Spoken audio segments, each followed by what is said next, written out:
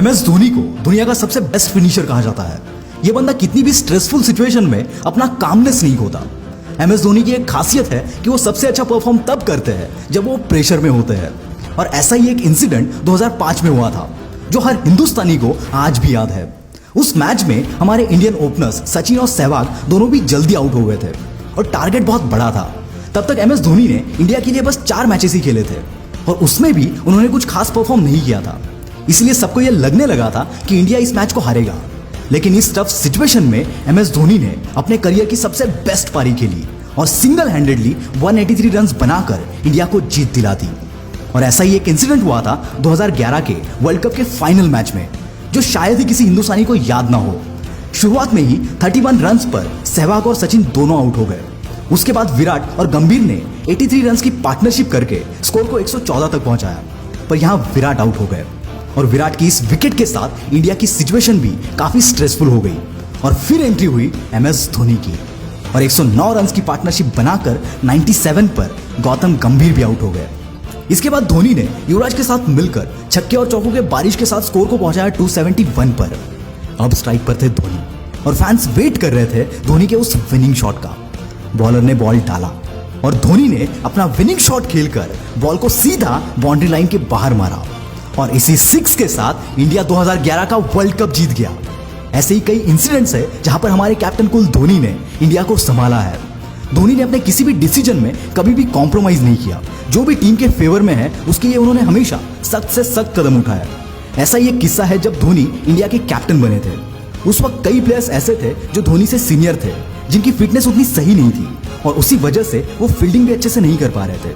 तो धोनी ने उन सबको ड्रॉप करने का फैसला लिया और जब ये बात बोर्ड मेंबर्स को बताई तब कोई भी ऐसा मेंबर नहीं था जो उनके इस डिसीजन से अग्री करता था। लेकिन फिर भी ये बंदा अपने डिसीजन पर डटा रहा और बोर्ड मेंबर से कहा कि अगर आप मुझे मेरी टीम सेलेक्ट करने नहीं दे सकते तो मुझे कैप्टनसी भी नहीं चाहिए। आखिरकार बोर्ड मेंबर्स को धोनी की यह बात माननी पड़ी और 2011 का वर्ल्ड कप जीतकर उन्होंने ये साबित कर दिखाया कि उनका डिसीजन सही था। दोस्तों, MS धोनी की जर्नी इतनी आसान भी नहीं थी। ये आपने उनकी movie MS Dhoni the untold story में भी देखा होगा।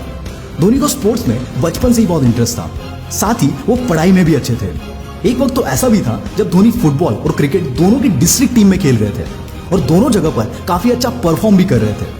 वक्त के साथ MS क्रिकेट के लिए बहुत ज्यादा सीरियस हो गए और दिन रात अपने परफॉर्मेंस को इंप्रूव करने के लिए मेहनत करने लगे और धीरे धीरे इनका परफॉर्मेंस बेहतर से और बेहतर होता चला गया।